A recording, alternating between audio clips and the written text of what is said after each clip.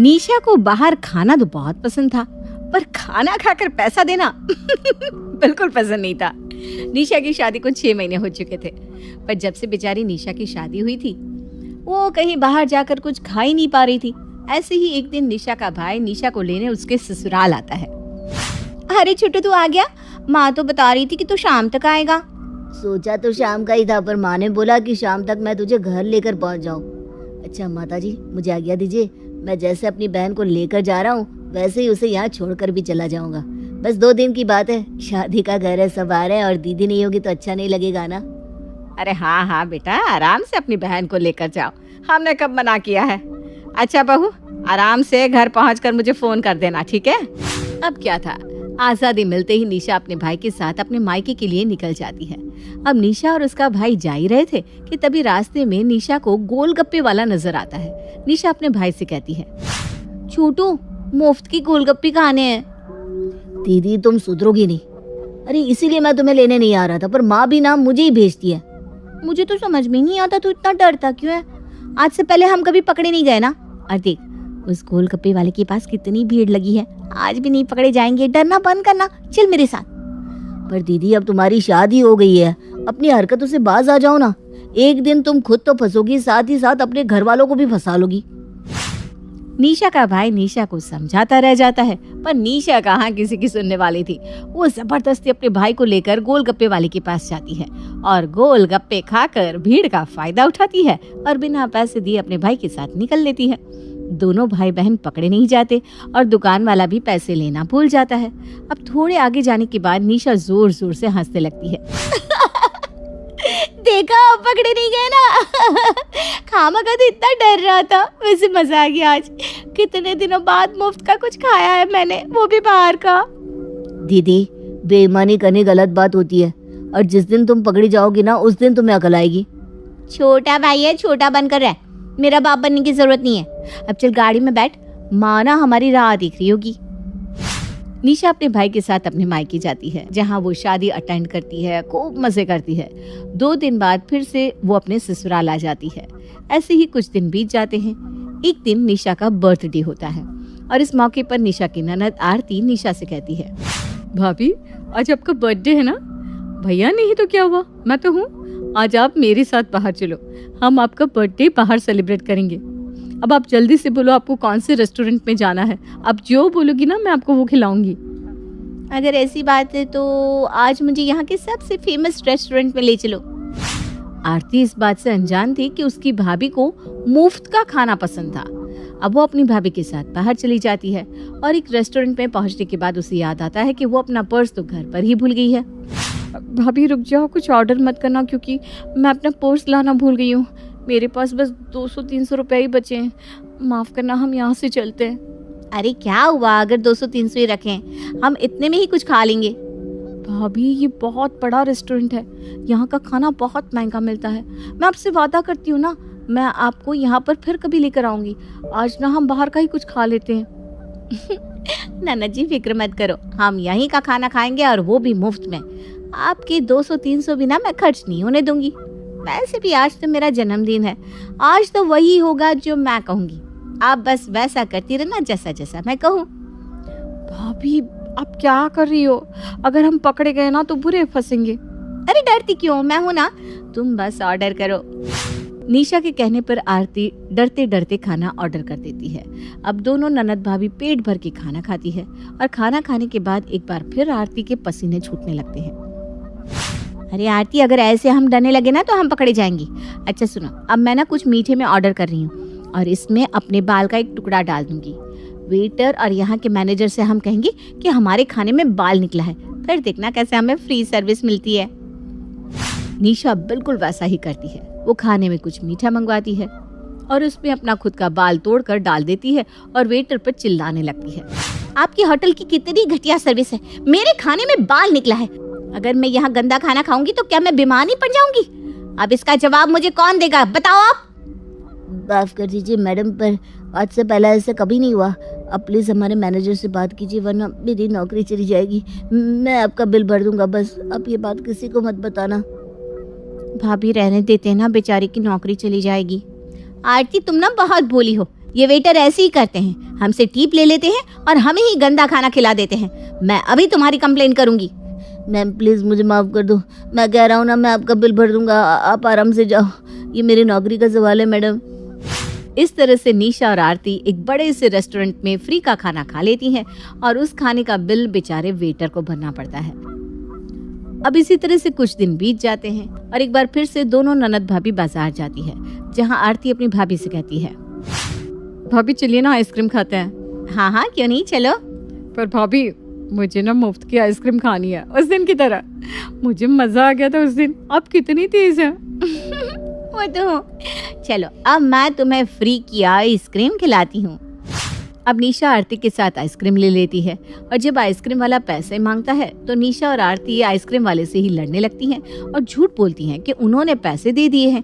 बेचारे आइसक्रीम वाले के पास तो कोई सबूत नहीं था, इसलिए वहाँ खड़े लोग भी आइसक्रीम वाले की बात पर विश्वास नहीं करते। निशा और आरती मुफ्त की आइसक्रीम लेकर अपने घर हंसते हुए चले जाते हैं। अब इसी तरह से कुछ दिन बीत जाते हैं और एक दिन फिर आरती अपनी भाभी से कहती है, भाभी आपको कुछ बाहर का खाने का मन नहीं कर रहा क्या? मेरा तो हमेशा से बाहर का खाने का मन करता है, पर माँ जी है कि कहीं जाने ही नहीं देती। खाना भी तो बना हुआ है ना घर में। आप ना माँ की फिक्र मत करो और कुछ ऐसा जादू चलाओ कि आज हम दोनों फिर से मुफ्त का खाए और तो और घर वालों को भी खिलाए। फिर तो आज बड़ी चाल चलनी पड़ेगी। चलो किसी ढाबे पर चलते हैं। एक बार फिर निशा और आरती एक रेस्टोरेंट में चले जाती हैं, जहां हर बार की तरह इस बार भी निशा कोई चालाकी करने की सोचती है।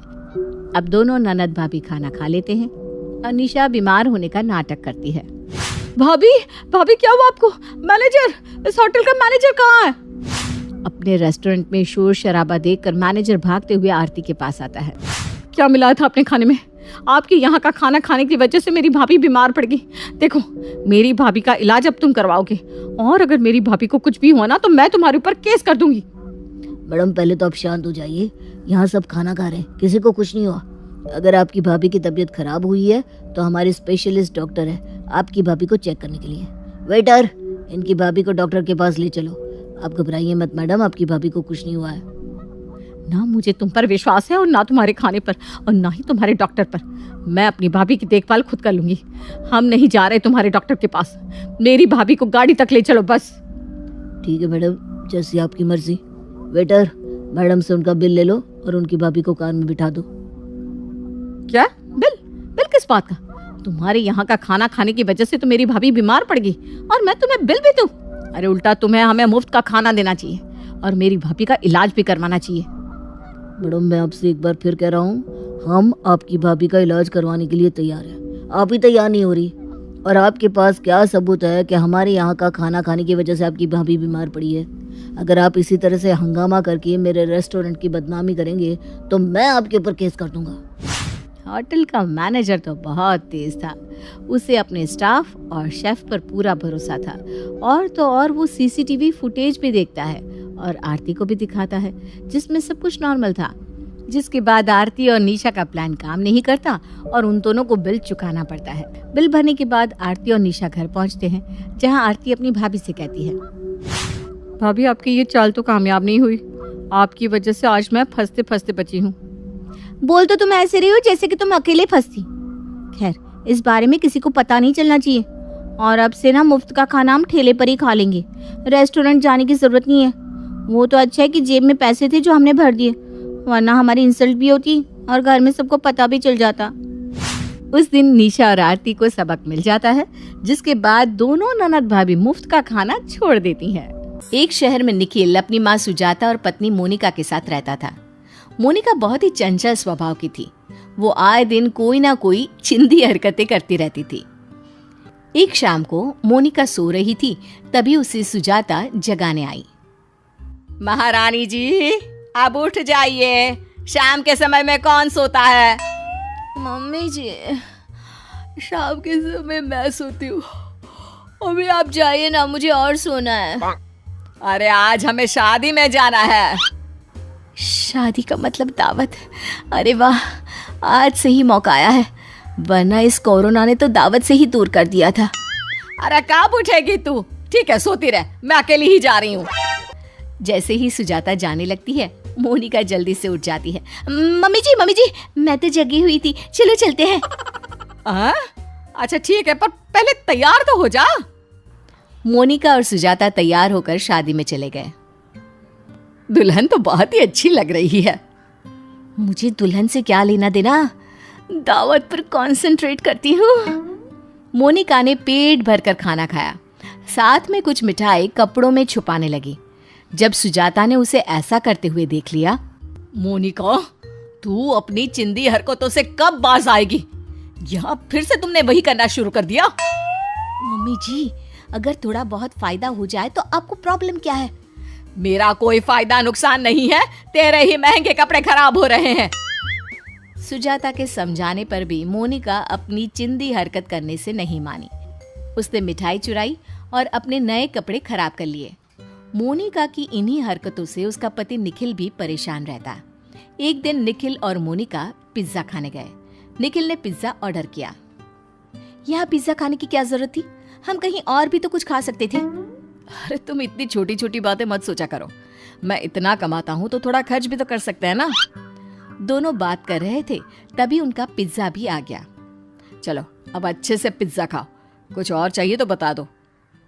अरे ओ पिज्जा वाले भैया, हमें एक्स्ट्रा वो ला कर दे दो ना। मैम एक्स्ट्रा कौन सी चीज? अरे वही चीज जिससे हम पैसे वसूल कर पाएंगे, चिली फ्लेक्स और ओरिगानो ला दो। अरे हमारे पास पहले से एक्स्ट्रा है, फिर क्यों मंगाया है? अरे घर लेकर जाऊंगी। तुम अपनी चिंदी हरकतें घर पर क्यों नहीं छोड़ाती? हर जगह ऐसा करती रहती हो। अब मैंने क्या कर दिया? इतना महंगा पिज्जा खाएंगे और ओरिगानो फ्री में लेकर जाएंगे। वाह, मैं तंग आ गया हूँ तुमसे, हर जगह बेइज्जती करवाती रहती हो। निखिल गुस्से में बिना पिज्जा खाए ही वहां से उठ जाता है। दोनों घर वापस आ जाते हैं, जिससे अब मोनिका को भी गुस्सा आ जाता है। ये सही है, करे कोई और भरे कोई। अब मैडम गुस्से में है तो इससे मनाने के लिए मुझे ही कुछ करना पड़ेगा। मोनिका, चलो आज मैं तुम्हें शॉपिंग करा देता हूँ। सच में? हाँ सच में, मैं झूठ क्यों बोलूंगा। चलो जल्दी से चलते हैं। मैं ना आज अपनी फेवरेट ड्रेस लेकर आऊंगी। ठीक है, जो भी लेना है ले लेना। दोनों मार्केट में शॉपिंग करने जाते हैं। निखिल मोनिका को एक अच्छी ड्रेस दिला देता है और फिर दोनों घर आते हैं। मोनिका अपनी सास सुजाता को अपनी ड्रेस दिखाती है, तभी उसमें से एक रुमाल भी निकलता है। मोनिका, इस पे एक रुमाल भी है, शायद ये कॉम्प्लीमेंट्री होगा क्योंकि हमने तो इसे खरीदा नहीं। इतनी महंगी ड्रेस के साथ ये रुमाल कॉम्प्लीमेंट्री मिला है, इससे अच्छा तो हमारा नुक्कड़ वाला है, अच्छा खासा डिस्काउंट देता है। हाँ मम्मी जी, ये बात तो है, ऊंची दुकान और फीके पकवान। सच कहूँ, अभी भी ये रुमाल उन्होंने नहीं दिया। डोंट टेल मी, हाँ, कि तुमने ये वहां से चुराया है। अरे इसे चुराना नहीं बोलते, मैंने बस चुपके से उठाकर रख लिया। भगवान, मुझे मार दो। मैंने इसे इतनी महंगी ड्रेस दिलाई तो क्या मैं तुम्हें 10 रुपए का रुमाल नहीं दिला सकता था, जो तुमने इतने बड़े शोरूम से चोरी की? तुम क्यों हर जगह अपनी ये चिंदी आदत दिखाती हो? मैं सच में तुमसे बहुत परेशान हो गया हूँ। आज की बात तुम मेरे साथ कहीं नहीं जाओगी। एक तो मैं बचत करती हूँ, ऊपर से आप दोनों हमेशा मुझे ही कोसते रहते हो। बचत नहीं, इसे चोरी कहते हैं। अच्छा, अभी तक चिंदी बोलते थे, अब मैं चोर भी बन गई। हाँ, क्योंकि तुम चिंदी चोर हो। मोनिका रोते हुए अपने कमरे में चली गई। मोनिका शाम को चुपचाप बैठी थी, तभी उसकी सास सुजाता आती है। मोनिका, ए मोनिका। जी मम्मी जी। हम उस दिन जहाँ शादी में गए थे वहां से दोबारा बुलावा आया है, आज वो पार्टी दे रहे हैं। अरे वाह, मैं जल्दी से तैयार हो जाती हूँ। हाँ, जल्दी तैयार हो जा, फिर चलते हैं। मोनिका और सुजाता तैयार होकर पार्टी वाली जगह पहुंच गए, लेकिन वहां अंधेरा था और कोई भी दिखाई नहीं दे रहा था। मम्मी जी, एड्रेस तो यही लिखा था। अरे फिर से चेक कर, शायद हम गलत आ गए हैं। देखती हूँ, वैसे भी मुझे बहुत तेज भूख लगी है। अरे अभी रुक जा, खूब खा लेना, खाने के लिए ही तो पैदा हुई है।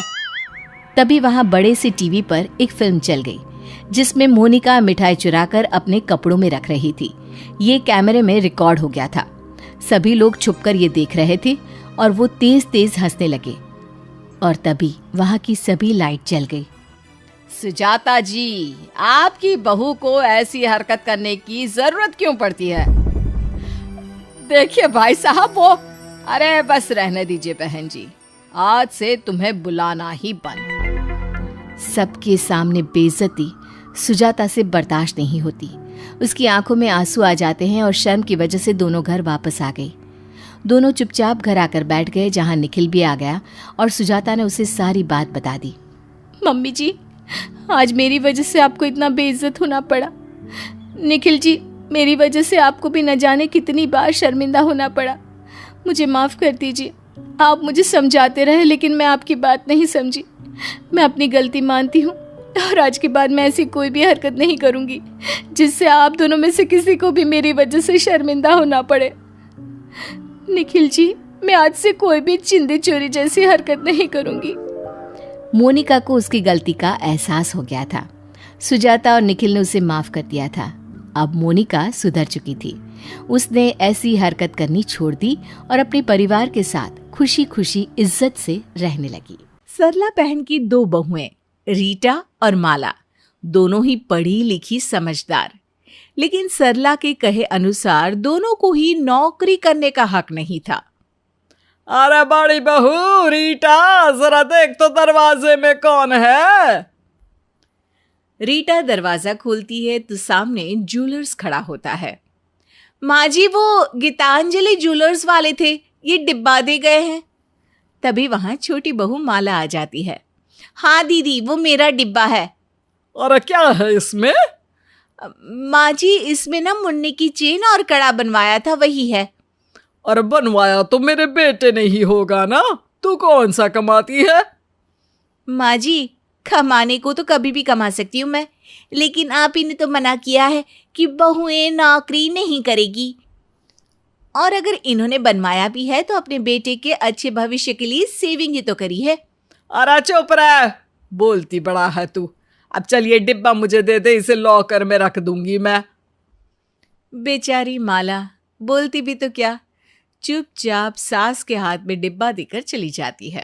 एक दिन, अरे माला बहू, डाक क्या आया है, देख तो जरा क्या है। माँ जी, इन्होंने पैसे भेजे हैं। अच्छा अच्छा, अल्लाह मुझे दे दे, वो पैसे मैं जमा कर देती हूँ, तेरे और मुन्ने के काम आएंगे। तेरे हाथ में तो सारे खर्च हो जाएंगे। माला सास के व्यवहार से काफी परेशान रहती है। एक दिन वो पति को फोन करती है। आप तो सैनिक बन देश की सेवा में चले गए, यहाँ माँ ने जीना मुश्किल कर रखा है। चिंता मत करो, मैंने तुम्हारे और मुन्ने के भविष्य के लिए सब सेट कर दिया है। अरे हमारे साथ आप है ना, भविष्य हम दोनों का वैसे भी सेट है, लेकिन माँ जी का व्यवहार बड़ा ही अजीब लगता है। अगले दिन किचन में, माला क्या हुआ, काफी परेशान सी लग रही हो। कुछ नहीं दीदी, माँ जी का व्यवहार हर बात में देखिए ना कैसा होता है। हर बात में अपनी मर्जी चलाना, और फिर कुछ बोलो तो बोलती हैं बहस कर रही हो। अरे अपनी बात रखना कब से बहस में आता है। देख माला, मैं तेरी बात से सहमत हूं। तू तो अब आई है, माँ जी का ये व्यवहार मैं पिछले कई साल से देख रही हूं। इन लोगों के घर में वही होता है जो माँ जी कहती है। देखिए भाभी, ये गलत नहीं है कि वो बोले वो हो, लेकिन हम भी तो गलत नहीं है ना। आप कुछ बोलती क्यों नहीं है? अरे जरूर बोलूंगी माला, जब समय आएगा तब। माला और रीटा के बीच प्यार से हो रही बातचीत सास को पचती नहीं है। अरे दोनों क्या खुसुर फुसुर कर रही हो किचन में? एक यहाँ रहो, दोनों साथ में मत रहा करो। दीदी देखिए तो, ये भी कोई बात हुई? बोले ना आप कुछ, मैं ही हमेशा बोलती हूँ। देख माला, परेशान मत हो, मैं जरूर बोलूंगी, लेकिन सही वक्त आने पर। दिन बीतते जाते हैं और एक दिन पता चलता है कि माला के पति बॉर्डर पर देश के लिए शहीद हो गए हैं। उनके देहांत के 3 महीने बाद माला की माँ कहती है, देखिए बहन जी, दामाद जी तो रहे नहीं और फिर माला भी तो छोटी है। मैं इसे अपने साथ ले जा रही हूँ, अगर आप इजाजत दे तो। हाँ हाँ, ले जाइए ना, वैसे भी मैं क्या करूंगी इसका, लेकिन मेरा पोता छोड़ दीजिए, वो तो मैं किसी हालत में नहीं ले जाने दूंगी। तभी रीटा बोल पड़ती है, माँ जी मुझे माफ करिएगा, मैंने कभी आपके सामने जुबान नहीं चलाई, लेकिन जहां माँ होती है वहीं तो बच्चा होता है ना। अरे वाह वाह बहू वाह, साथ तो तू उसी का देगी है ना, बहू जो ठहरी। माँ, मुन्नी के बिना मैं ना रह सकती हूँ और ना रहना चाहती हूँ, वो तो मेरे साथ ही रहेगा। मैंने तो सोचा था कि मुझे आप इसी घर में रखोगे और मुन्ने को इनकी निशानी समझकर पालोगे, लेकिन आप तो मुझे इस घर में भी नहीं रखना चाहती है। देख लीजिए बहन जी, आपकी बेटी कितनी बहस करती है।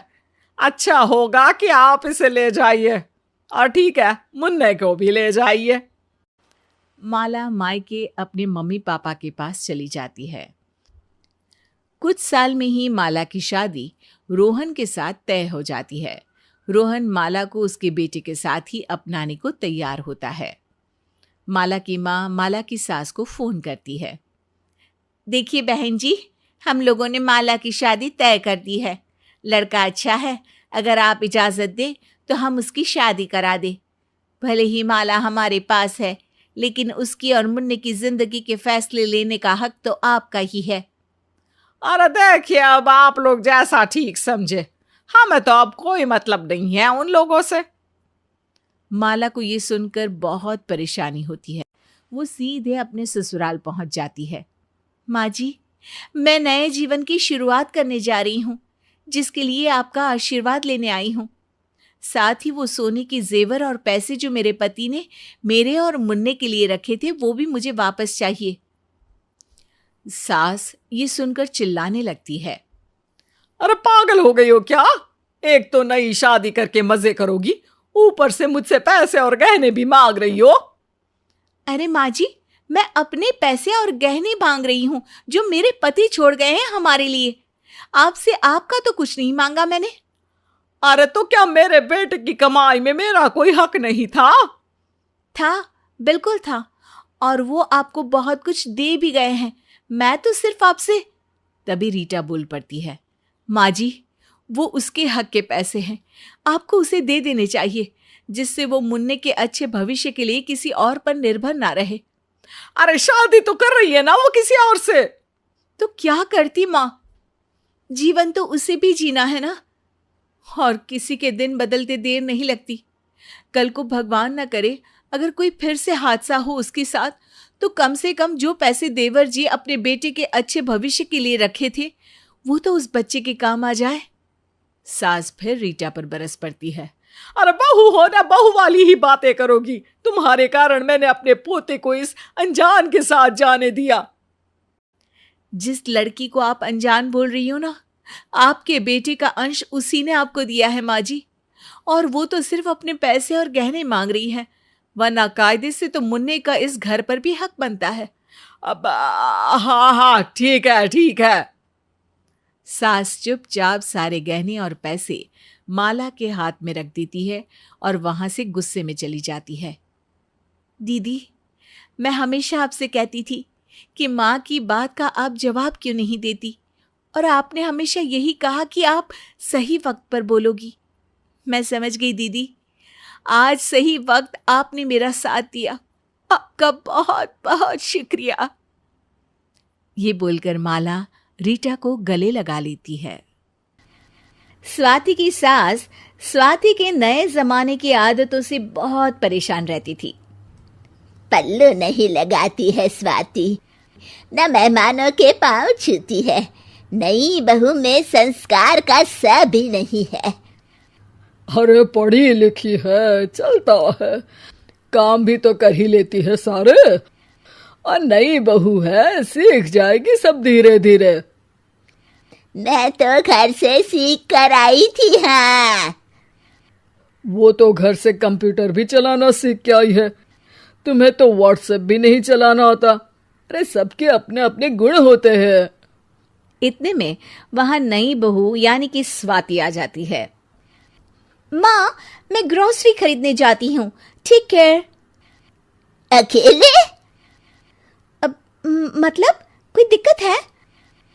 मतलब चली जाओ जहाँ जाना है तो, पर जल्दी आ जाना, और साड़ी पहन के जाओ ना, ये जींस वगैरह क्यों पहन कर जा रही हो? स्वाति इस रोक टोक से नाराज होकर सोचती है कि पेरेंट्स की बातों में आकर अगर वो कॉम्प्रोमाइज करके अरेंज्ड मैरिज ना करती तो शायद उसे ये सब नहीं सुनना पड़ता। वो अपने पति से इस बारे में बात करती है। देखिए, मुझे ऐसी बाउंड्रीज में रहना अच्छा नहीं लगता। अरे ओपन माइंडेड होना चाहिए। ज्यादा पढ़े लिखे होना, जमाने के साथ चलना कोई गलती थोड़ी ना है। अब देखो, मेरा परिवार बहुत ट्रेडिशनल तरीकों से चलता है और हम छोटे हैं उम्र में, हमें उनकी बातों की कदर करनी चाहिए ना।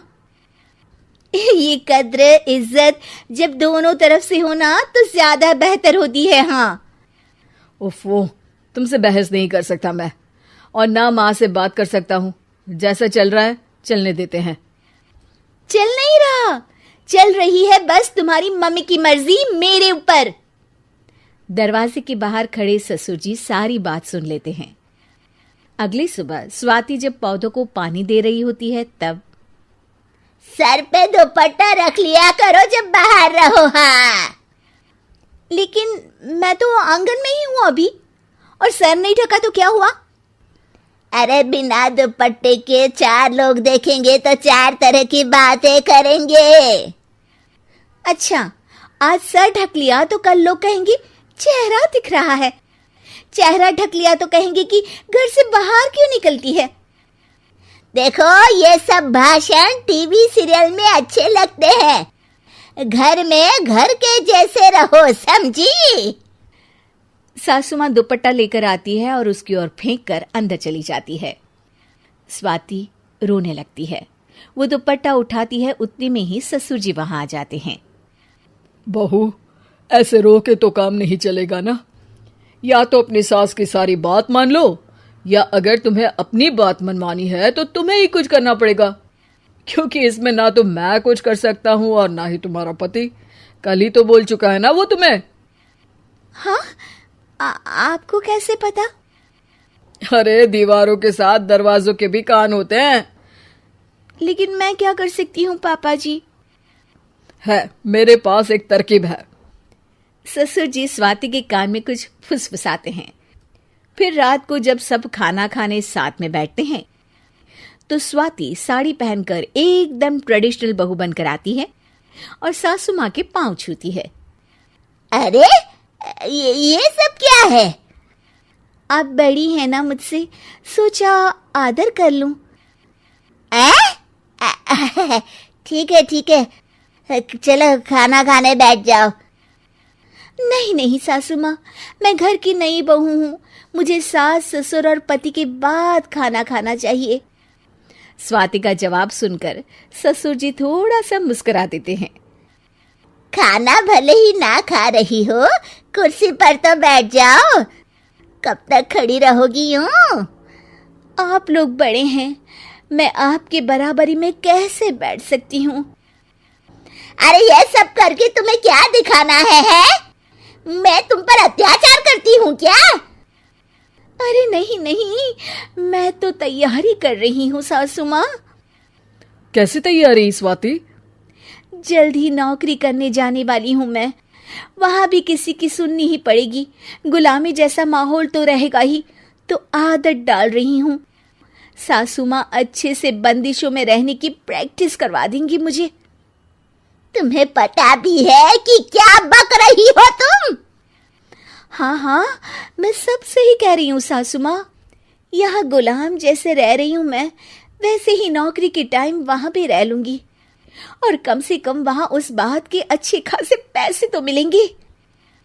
अरे, मैं तो ये सब इसलिए कहती हूँ ताकि 4 लोग 4 बातें ना करें तुम्हारे बारे में। सासू माँ, बाहर के 4 लोग क्या कहते हैं, इससे ज्यादा जरूरी होता है कि घर के 4 लोग आपस में कितनी खुशी से रहते हैं। स्वाति का गुस्सा अब आंसुओं में बदल जाता है। वो मुड़ के रोने लगती है। सास कुर्सी से खड़ी होकर अपनी प्लेट उठा के स्वाति के पास जाकर उसके कंधे पर हाथ रखती है। खाना खा लो बेटा, इसके पहले कि हम लोग पूरा खाना खत्म कर दें। और जैसे तुम्हें रहना है ना वैसे ही रहो बेटा, तुम्हारा ही तो घर है। रही बात 4 लोगों की, तो अब मैं समझ गई हूँ कि लोगों का तो काम ही है कहना। स्वाति रोते हुए सास को जोर से गले लगा लेती है। इस कहानी से हमें यही शिक्षा मिलती है कि ये जरूरी नहीं कि बाहर के 4 लोग क्या कहते हैं, जरूरी ये है कि घर के 4 लोग आपस में कितनी खुशी से रहते हैं।